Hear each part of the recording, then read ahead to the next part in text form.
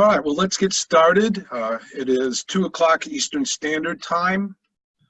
My name is David Boehm. I am president of DSB and Associates, and I will be the host of this webinar today. I've been executing with companies for more than 35 years, and yet, despite that considerable amount of time, I'm considered a change agent. Last year, I spoke at the Mountain Winery for quite a few CEOs about embracing change. That will be one of the themes today. Nothing is more important for organizations to survive and to thrive in this digital world outside of embracing change.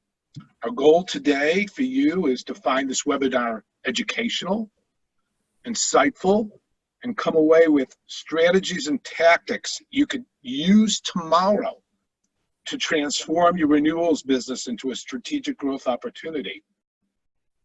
Our webinar today includes OEMs, distributors, and channel partners.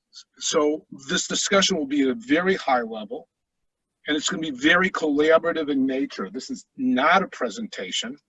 It will be an interactive panel discussion, and we want you to be part of this discussion. So there are a couple ways you can participate.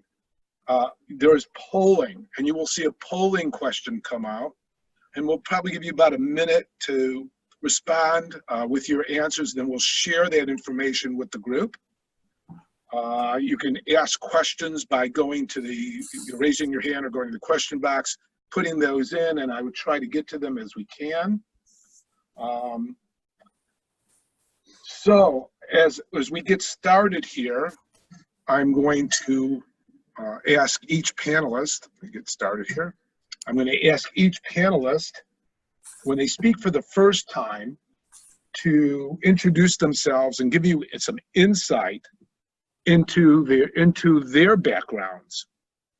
So we're going to discuss what are some of the greatest issues that companies are facing. We're going to talk about some of the solutions to those issues. We're going to be talking about how do you use services, specifically renewals, to help recession-proof your company. We're going to give you quite a bit of insight. So I am going to launch our first poll as we, and you'll see that come out as we get started. So let's do that right now.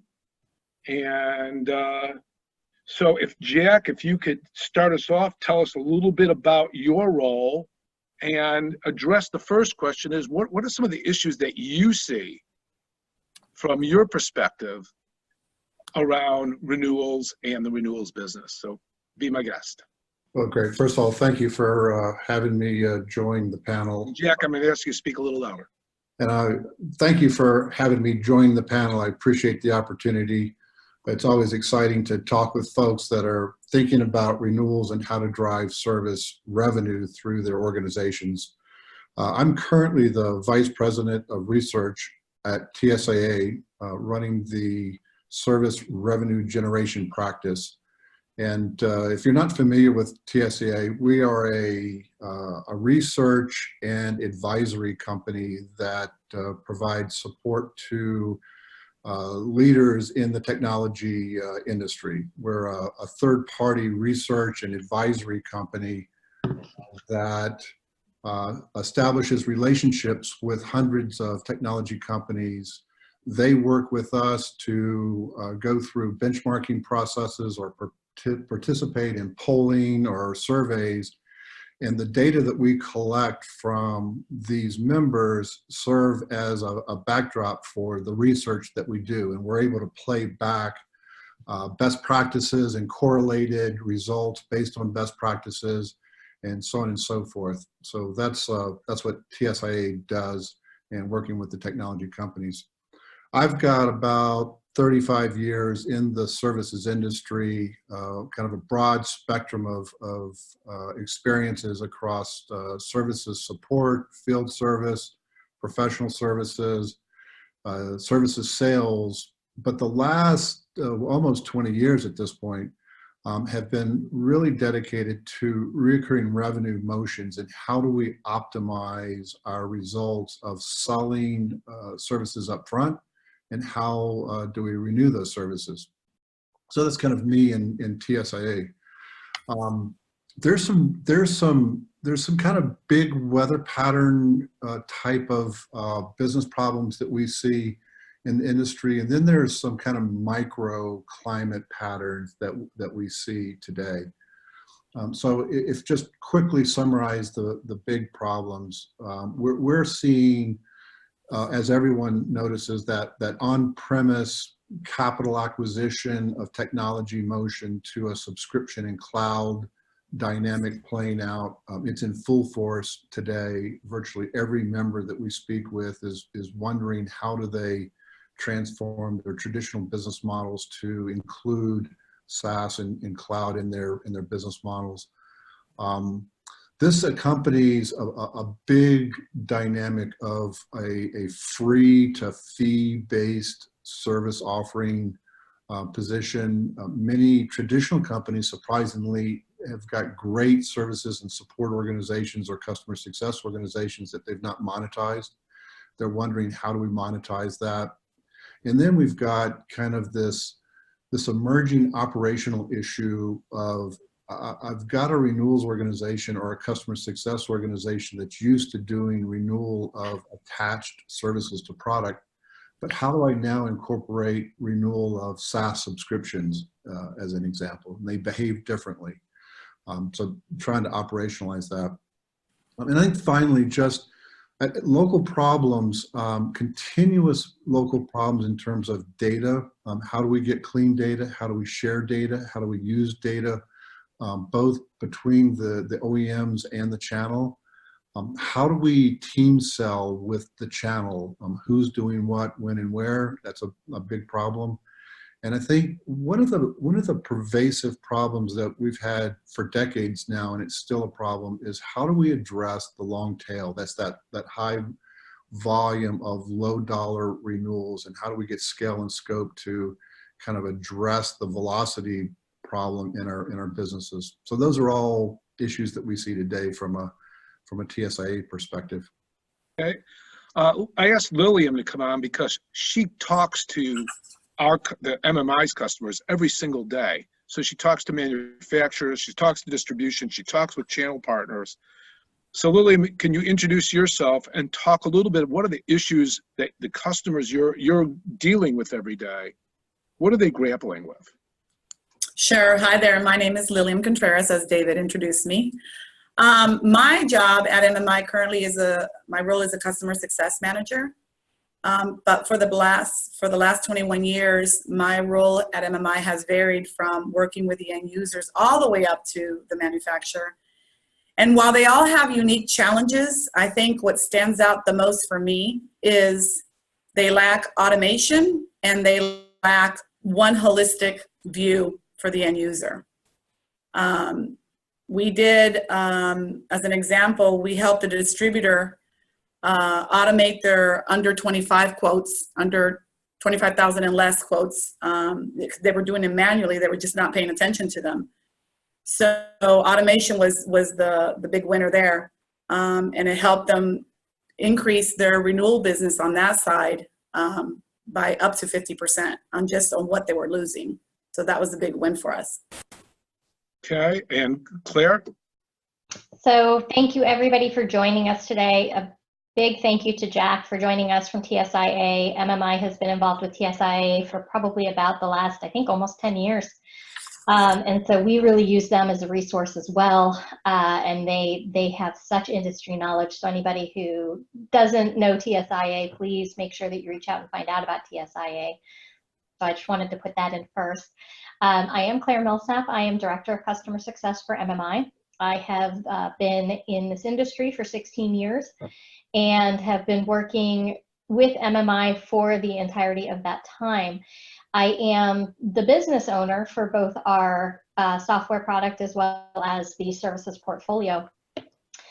And really what I see, it tags off of both what Jack and Lillian have talked about, and that is the lack of automation, the lack of tools, the lack of efficient processes in our customers. And what this leads to is, missing revenue, missing opportunity to really engage with your customers and really drive new value to them. We hear preach, and you'll hear me throughout this panel talk a lot about automation and how by automating a lot of your processes, you actually automate a lot of the success of your business around capturing more on that long tail, that low dollar, high volume business, and being able to take out some of the manual work out of your processes, which will make your teams more efficient and free them up to really focus on their revenue streams and driving more and more revenue. So I look forward to this panel today. We thank you for joining. Just to share the results of the first polling question, and people, those people on this call, the attendees, you did it exactly right. You could have more than one answer. Which of the following issues does your organization face? Half the people said, hey, driving more recurring revenue. Half the people said using analytics from your renewals to identify new salespeople, or new sales opportunities. And half of you said using your renewals business to acquire new customers. I think it's really interesting. Nobody put down, how do I use this to create value or differentiation? And I'm hoping that's one of the things that everybody comes away with today. Any comments on this before we go to the next subject? Jack or Claire or Lillian? I do have a comment. Really interesting, your last comment. One of the things that we've noticed at TSA is that there's a natural inclination to have a conversation that says enterprise accounts are important accounts, therefore they're valuable accounts, therefore we should establish a valued path to renew those enterprise accounts. But if you really think about it, 80% of the transactions are sitting down in the lowest 20% of the transaction base, right? And in value from the perspective of the customer consuming the renewal is their experience that they go through in terms of ease of use, information, accessibility, kind of the quality of the communication. We're really fixated on this concept of value through velocity right now. How do you make that volume space a valuable space from the experience of the customer? And I think there's some emerging thinking and capabilities that are coming out through technology that are allowing that to be realized probably for the first time. Really interesting. Yeah, Jack, I would 100% agree with you. In fact, I was just talking with a couple customers recently, and the biggest question that we get asked right now is how do we capitalize on that long tail? Mm-hmm. Because, again, the top 80% of your revenue that's coming from your top 20% of your account base, you've got the people who are ingrained typically. But what happens is that bottom 80% of your account base just doesn't get the same care and feeding, and people lose sight of that. They don't realize that bottom 80% could eventually become part of that top 20% and be driving more and more revenue, but you have to get to them.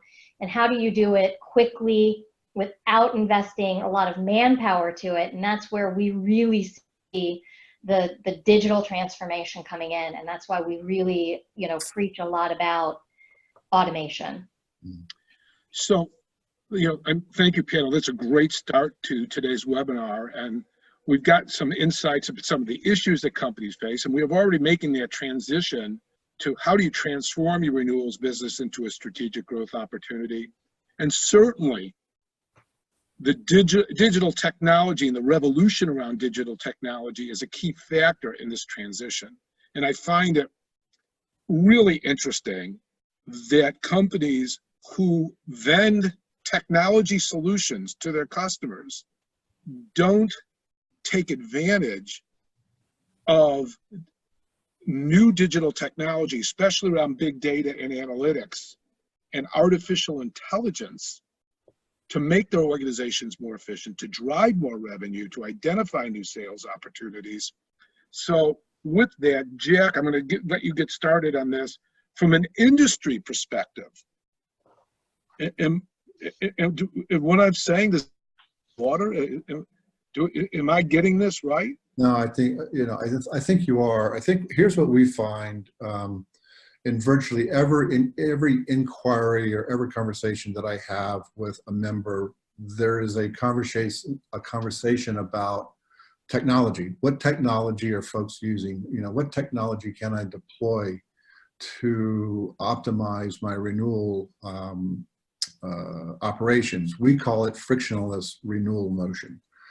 Here's the interesting finding, though. I recently concluded a workforce and compensation study, and in that study, I asked a very simple question: how do you open your renewal process, and how do you close your renewal process? And I gave a couple of choices of technology that could be used, and only less than 5% of the respondents said that they've got a virtual or a self-serve type of technology capability deployed to enable their renewals. That's less than 5% to open the renewal or to close the renewal. The largest response was email, which was kind of shocking to me to see how little technology, even though we talk about it every single day, we really don't have this full force deployment of technology in enabling the renewal motion today. And I think it stems from my own personal observation in that it's not an easy solution to deploy. There are the quoting elements of CPQ, maybe the delivery elements of how do I take that quote or opportunity and present it to someone. How do I do that in a portal or an e-commerce kind of capability where I can get self-serve out of it? And then you've got the transaction processing and kind of that end-to-end technology experience of accelerating the velocity of your long tail. The technology has to cross several chasms to complete the cycle, to complete the journey. And I think that's complicating the conversation for many of the members that want to use technology. I appreciate that. By the way, folks, I launched another poll. See, some of you have not voted yet, so if you could, I'd like you to do that before I close the poll in about 30 seconds. Claire, I'd like you to jump into this, but I'd also like you to look at the perspective. We talk about multiple tiers. So from a channel partner to their customers, from a distributor to the channel partner to their customers, from a manufacturer to the distributor to the channel partner to the customer. How do they leverage this technology across the board? So that's a great question. We've done several deployments where we've had to, because we work with all different facets. We've worked at the OEM level where you're having to drive data down to your distributor, you have to drive data down to your resellers, and you have to get data down to your end customers. And at all of the levels, what is most important is it's not just driving it down on a singular motion of a notification, but it's also driving people back into those portals and giving them access to the data so that they can self-service. So Jack said it, that's a big portion of it. So it's not just about automating out through email, which, there's a lot of great platforms out there that, yeah, they get you out, even particularly some CRMs can do a quick, hey, notification out. The problem is if you're not driving people back into your solutions and giving them access to the data so that they can mine the data, they can really start to visualize and build opportunity reports so that actionable data can then be transformed into the renewals motion. If you're only doing that one way, then you're missing a whole piece of the automation that you really need. You have to be able to do kind of that full circular motion where data comes in, you can action that data through notifications, quoting, manipulation of what you do, what you don't want, then be able to run the analytics so that you can measure the success, and then push all that data back through all of the systems to keep it nice and clean and up to date. And that's really, Jack brought it up. It's a tough motion, but it's critical because the more hands off you can make it, the more automated you can make it, the more streamlined your processes are going to be. And what that's going to do, it's going to free up your valuable resources, which are human resources, to be building relationships and looking for new opportunity. So Lillian, as you were dealing with customers, when you first deal with them, with these companies, what are they using to manage the renewals business? Well, just like Jack said, it's unbelievable. It's part of your panel there. They're using their CRM, but the problem with that is it's only at the header level. It doesn't have all the details that you need. End users are buying from different channels, so they're frustrated because they don't have a holistic view to everything that they've bought, who they've bought from. So gathering the data is difficult. So help me out a little bit. If I have a CRM system and I've got all my contracts in this CRM system and I could see when they're due to renew, what am I missing? You're missing the line item detail. You're missing what type of services were purchased, the dates. You can manage something at the high level, like I said, when does the contract end? Yeah, you can have a forecast based on that, but you need more. You need more information on what was purchased, when was it installed, when was it added to a contract. You have moving pieces as you start managing contracts. So Claire, one of my favorite questions, as you know, is so what? So what? Then you're missing opportunity. If you can't manipulate the data so that you can see when it's time for technology refresh, or be able to dive into that data to know when your manufacturers announce net new product and who the best person is to go talk to about that net new product, because you've got all that data at your fingertips, you're missing the boat. And if you're missing the boat, you're missing a lot of revenue potential. Jack, any comment on that?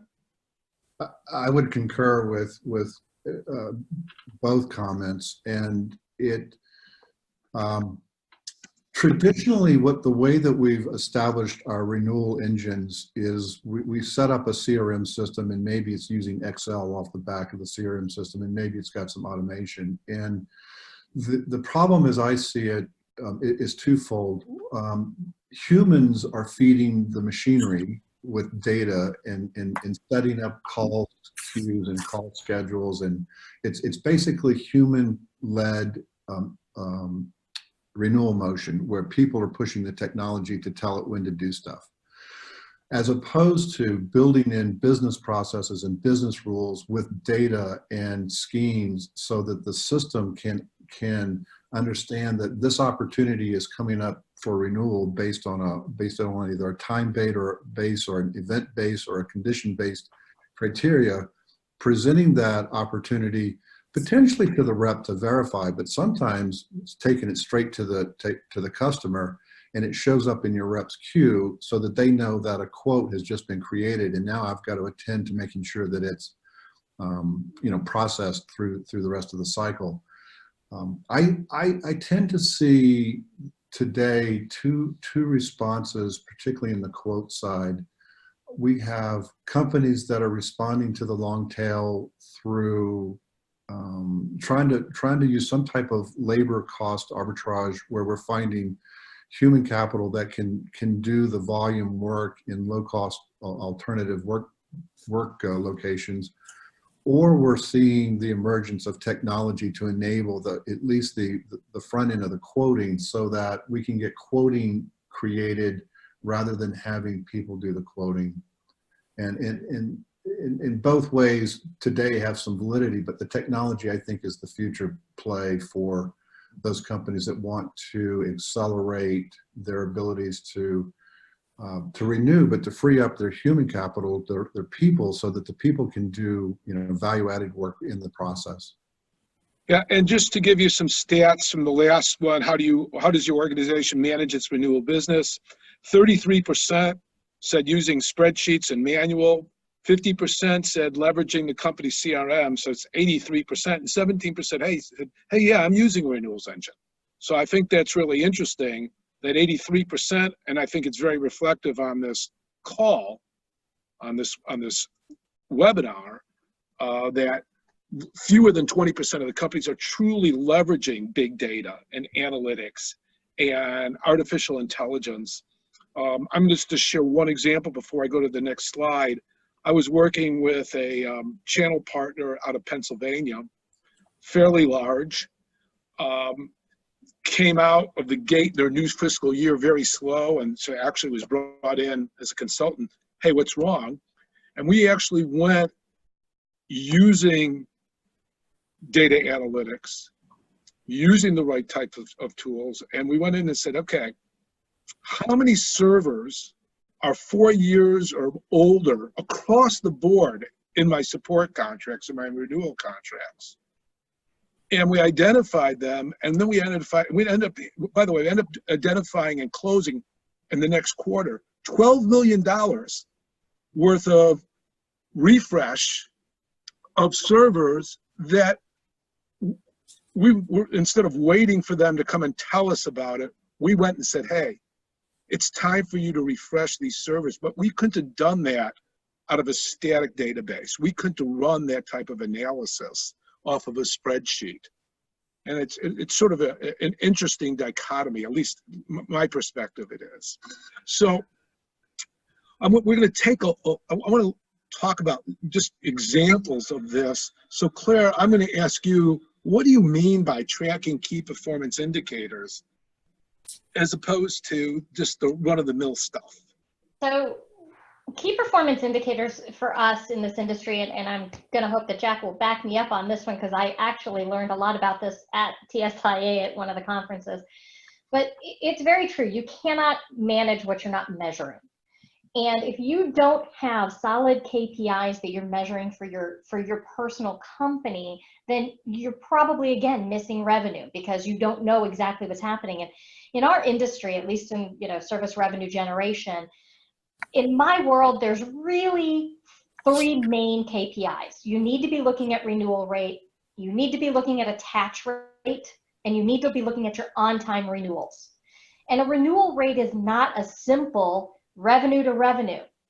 You need to be able to look at it from revenue to revenue. You need to be able to look at it from service to service. You need to be able to look at it from SKU to SKU, because you may be hitting your numbers from a revenue standpoint, but if you left 50% of your SKUs uncovered, then you missed 50% of your revenue potential. So even though on paper it looks like, yeah, this is great, and we actually had this happen with a very large manufacturer that we went in and did a consulting program for. They came in, they asked us to come in, they said, we're struggling with this long tail, but the one thing they weren't looking at was they were only looking at revenue to revenue. The other one is attach rate. Are you selling items, whether it's software, whether it's hardware, whether it's services, without selling the other services that go along with it, without selling the upgrades, without selling everything? So you need to look at your attach rates. And then lastly, are you renewing on time? This is probably one of the biggest challenges that we see, especially from distribution and manufacturing. And so Jack, I could see you shaking your head, but they can't see you shaking your head. So if you can, you're shaking your head, get a big smile on your face. What do you want to add here? Claire gets a gold star. She's nailing it. Yeah. I mean, that's yeah. Those are really key indicators. And there's another concept that I'm getting ready to break out at the TSW conference. It's coming up here in October for TSIA's TSW conference. What we find is that folks are measuring their renewal rate at the top line dollar level or the top line asset level or the contract level, as Claire pointed out. What I'm finding is there are very few companies today that have the ability to trap their renewal rate or their on-time renewal rate at a segment level. And you could segment this into big, medium, small. You could segment your tail level. You could segment your direct versus your channel, your gov versus your commercial. You could segment it with your old products versus your new products. But most folks stop at the top line level, and it's really leaving a lot of blind spots inside the install base. And I'm encouraging folks to start to think about how they build their analytic capability and tag their installed base business at segmented levels so that they can get performance indicators at that level. I think that's the next generation kind of journey for us in this business. So, all right, so we're talking about, now we got access to this data. Again, my favorite question, so what does that mean? I have this information, I have it in Lilium, you said I got to be more detailed. So now I have this detailed information. How does that help me? Well, for me, I mean, depending on my role at the time, but if I'm working directly with quotes, gathering that information quickly and easily is huge in how fast I can produce a quote to the end user and how accurate it is. And then you get that buy-in from the customer that they believe in what you're putting out, that it's good information, that it's accurate data. So it's so when you say that though, William, it's not MMI calling the end users. No. This is a channel partner or distributor or manufacturing using MMI people as in a staff augmentation role. So when you're calling, you're calling on behalf of, IBM or Lenovo or Tech Data or Arrow or whoever it might be, correct? That is correct. That's a good clarification, yes. When we've done a staff augmentation, we're working directly with the resellers or the distributors directly, correct. So Claire, do you want to clarify this a little bit more for us? Sorry. I know, bad dad joke. Bad dad joke. So data, we've talked about, it's king. And Lilium said it probably the best. This is where you're going to find efficiency. This is where you really build the ability to enable your downline to come in and find the data prior to having to wait for a manufacturer or a distributor to send out that data. But also just allow them the opportunity to drive that data down and be able to action it and be able to find the data so that they can create a good, solid quote, and it's accurate from the get-go. Mm-hmm. Okay, so can you guys, can you give us some examples of uncovering opportunity because you're able to mine data or because you have access to data that if I didn't, I wouldn't be able to do that? Well, if I may speak, one of the huge things in working with IBM, the IBM product, is they do a lot of what they call end of service. So if you can mine your data to be on top of that, to be able to alert your customers of the detail behind that, then that's a huge win, again, on customer satisfaction, on them trusting you that you understand their data, and then down the line to their end users. So that's one example. End of service, it's huge. Just to give an example, I'm going to be launching our last polling question for the group. So as we're speaking here, so how do the folks on this webinar call, how do they use AI? How do they use this analytics? What do you mean by automated quoting? How's that? I'm going to wrap all those together. Claire, do you want to start us off with that? So from an automated quoting, this really goes directly to that long tail that Jack talked about. It is probably the one area in the industry that I think everybody can agree is not really good at capitalizing, and that's it's the old 80-20 rule. So what we've done with a lot of customers and what we tend to preach to our customers is this is where you really need to start looking at a full automated solution, which means that the data comes into the system, whatever system you're going to use, the data is going to come in.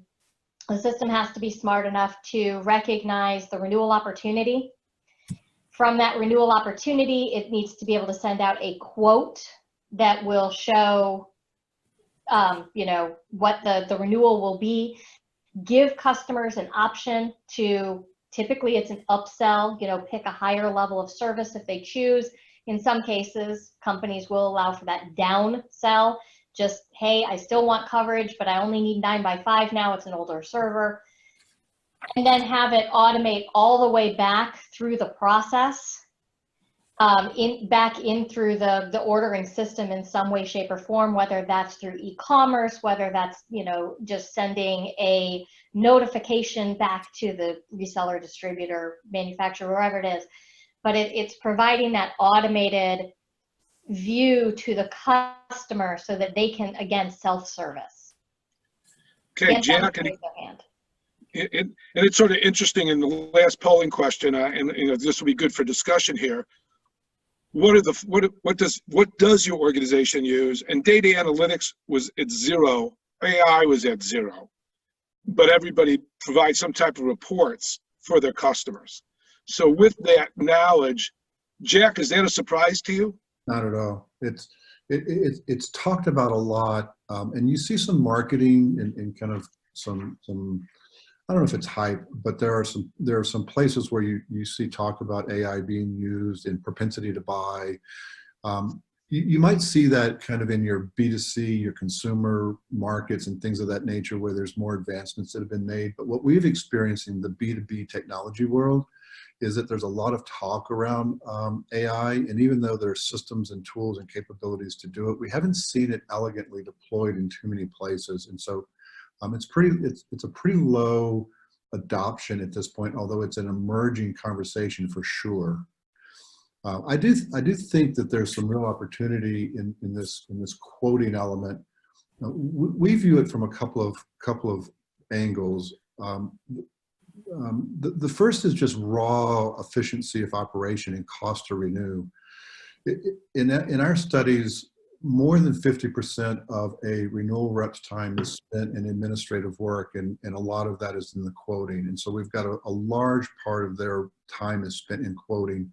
The ability to effectively automate the quoting process frees up a lot of time for the renewal reps. And that's just kind of an efficiency. So if I'm hearing what you're saying, Jack, what you're really saying is, let's use today's technology to give you some information, to be able to take data and transform it into meaningful information. But more than that, let's take the mundane part of the renewals business, doing research, getting the quote done. Let's automate that,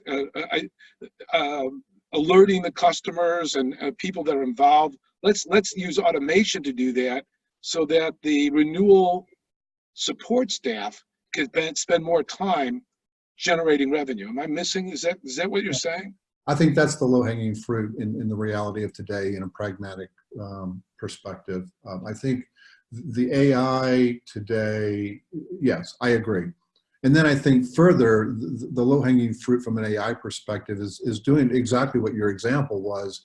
If I know date or time installed, and we know that the propensity to renew a product that's been installed greater than 5 years or 6 years is much smaller than the propensity to renew of a product installed 1 year or 2 years.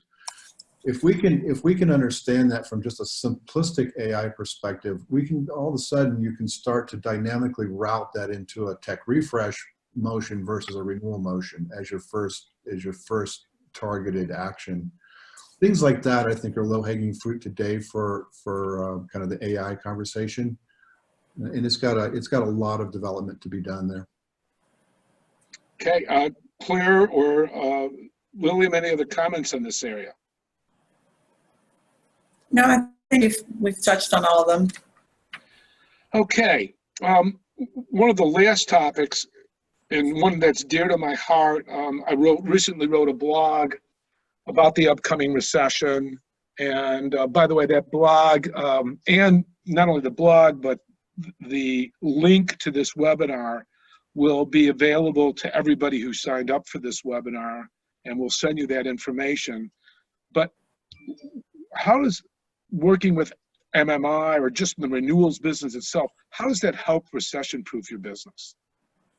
Claire, you want to start us off? So there's several ways that honestly, between automation and, staff augmentation, that you can recession-proof your business. We had a recent conversation, David, yourself, and our executive team, on how do we help our customers prepare for this? Because the looming potential of a recession scares everybody. It drives the stock market down, and what's going to eventually could happen is the need to do more with less from a human capital perspective, because your customers, they don't care. They don't care that there's a recession. They're still going to have the same expectations of you. And if not, they're going to go find somebody who can handle those expectations. So you have to start to look at, how do we bulletproof our business to make sure that we still are going to bring in that revenue. And again, we've been talking about the whole time, but automation, making sure that you are leaving your key resources to focus on complex strategic accounts, and start using automation to bring in and leverage that long tail. And then on the other side of the business with services is, start looking at ways that you can continuously improve your improve the hand that you're dealt, and leverage companies that do staff augmentation, so that when you have upswings of business, you can quickly bring on teams of people.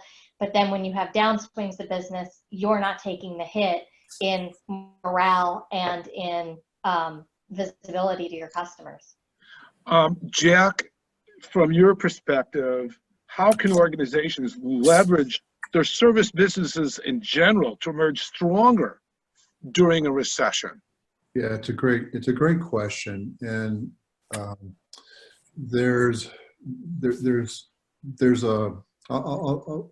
approach this from a couple of different thoughts and try to make it quick. We tend to see technology companies focus on the growth element of their revenue contribution to the company, right? So we're focusing on new sales and how do we grow, and we've become enamored in this SaaS and X as a service world of 20, 30, 40, 50, 60% revenue growth year over year. And so companies, we've got a generation of employees that joined the workforce from 2008 to today that's never seen a recession, and doesn't understand what it means to have to think about leveraging the install base to grow from. We've been kind of top line focused with revenue growth. So there's a couple things. First is a paradigm shift in the way that we think, and that is to understand the value of the install base. And if we've got a $100 million install base, and we've thought of it from a defensive perspective of we need to defend that $100 million, traditional renewal organizations might accept 80% renewal rate or 70% renewal rate or whatever your renewal rate happens to be. But the reality is that $100 million is a warm lead to you that said, I was willing to be your customer last year, or the year before, and I was willing to give you $100 million. And you know who I am, what my email address is, what my phone number is, you know what product I bought. We essentially have a live, living lead installed base that we can not only think of from a defensive posture, but from an offensive posture, where we proactively engage through data and analytics and through hardening our operations, so that we can proactively approach this install base from a growth perspective. And recession time gives those companies that have strengthened their internal operations the opportunity to harden their install base by actively upselling to new products, or cross-selling to new products, or re-entrenching and making sure that we're taking care of our customers properly. But think of the install base as a launch board for opportunity growth. And if you've done your homework, and if you've built your automation and your operations correctly, then you can use it in a time of slow net new revenue growth to accelerate your services growth. No, I appreciate that. So what I'm going to do is sort of combine the last question. This is as we're sort of summing up here. I'd like you to, all three of you, to think about the question about embracing change and the issues of companies doing that in a timely manner. And at the same time, I'd also like to ask you to say, what are the key takeaways that, if I'm a webinar attendee, what are my key takeaways? And put that in perspective about embracing change. And Jack, I'm going to start with you since you are our guest panelist from TSIA. So if you could do both at the same time. Okay. Okay, so I'll let you go. So we've got a couple things that we observe from our members as they attempt to do business transformation, and the first is very tactically, those companies that have a business capability to do change management, and that means people on staff that truly understand what change management is. It's more than just a technical project manager or TPM or project manager. It's change management. It's how do we work through transformation through human change elements. We see kind of an infinite capability in many companies to address that side of change. There's a big fear. I think the looming economic forecast is uncertain to some minds, and there's in the industry today, TSIA tracks a top 50 technology companies, and it would not be uncommon for them to be experiencing maybe a 5 or 6% revenue growth with a 4 to 6 or 7% net operating income today in our traditional companies. And they look at the big market weather patterns that I talked about at the top of the hour, where we've got traditional companies moving to SaaS. And we look at the SaaS side of the business and we see 20, 30, 40% revenue growth, but we see a net income result of -5. And so there's fear in terms of getting into that change, because we don't want to corrupt necessarily our revenue stream and our forecast to our shareholders and so on. And so that's a big fear factor. Not having information and not having data and not having best practices under arm is a big inhibitor for them to make change. I think. What would be if you can, for summing up for you? Yeah, the key takeaway. I'm an attendee here. What should I come away with? I think the big key takeaway is, wherever you are in your maturation today, hardening your internal operational infrastructure to attend to your install base and taking a bet on technology today is a favorable thing to do for you in the future. Get your data straight, get to a position where you can automate some of those elements of your business so that you can effectively reorganize your cost structure and rely on your technology to give you the legs to grow without having necessarily to adopt a higher labor rate concentration in your renewal organization. I think those are kind of the big positioning elements as you want to think about the next 3 years. Okay, Lillian is a person who's in the trenches every day, sometimes doing the job of the people that are on this webinar call. Mm-hmm. What should be the takeaways for people that are attendees here? Again, just like Jack mentioned, leverage your technology. Don't be afraid of it.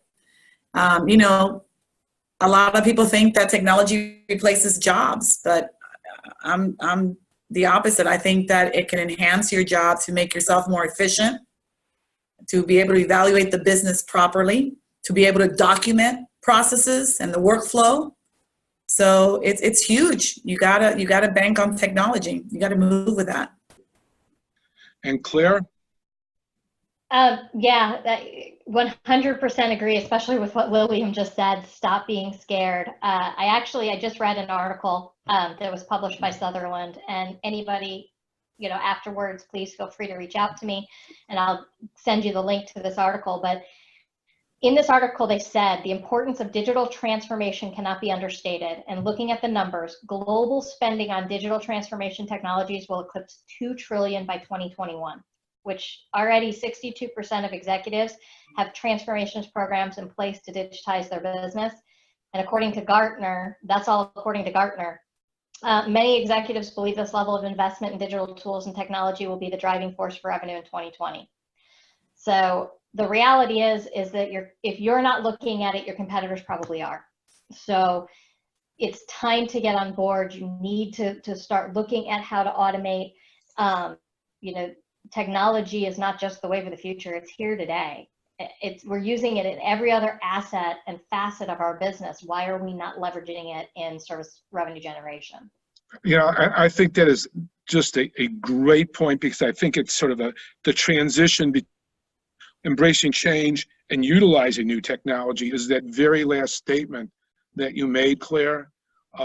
As I go in and I work, and I've worked with quite a few companies over the years, but I will tell you that it's interesting that we need to be leveraging data analytics to be smarter in our decision making, to identify new opportunities. We need to be using AI to going out and reaching out and increasing my touch points with my customers. And I'm going to leave it with one last point, and that was, how do I create differentiation between my competitors and me in a good way, in a positive way? And part of that is being able to do business with us, easy to do business with us, being able to provide information literally with a click that my competitors are not delivering. They can, but they're not delivering that information. And in this information age, in this digital age, that is a huge differentiator. Being able to say, hey, not only what we sold you, but anything that anybody else sold you, you can load into this portal and have one view of all your data, of all your support contracts, of all your attach rates, et cetera, et cetera, et cetera. Isn't that in itself a differentiation, Jack? Mm-hmm. It is, absolutely. So first of all, I want to thank the people who attended the webinar. Appreciate your time. I want to thank our panelists. MMI will post an edited version of this webinar early next week. I also recommend on LinkedIn, they have what's called a Renewals Marketplace. It is just a community where people are sharing ideas about renewals. They just launched that about a week or two ago. Great stuff. And I know there's a new webinar coming up. I don't have the date. I think it's early November, but it's going to be on how to build global support contracts. Claire, is that correct? I believe that is what our next educational webinar is going to be. So look for that, folks. So again, thank you, everybody.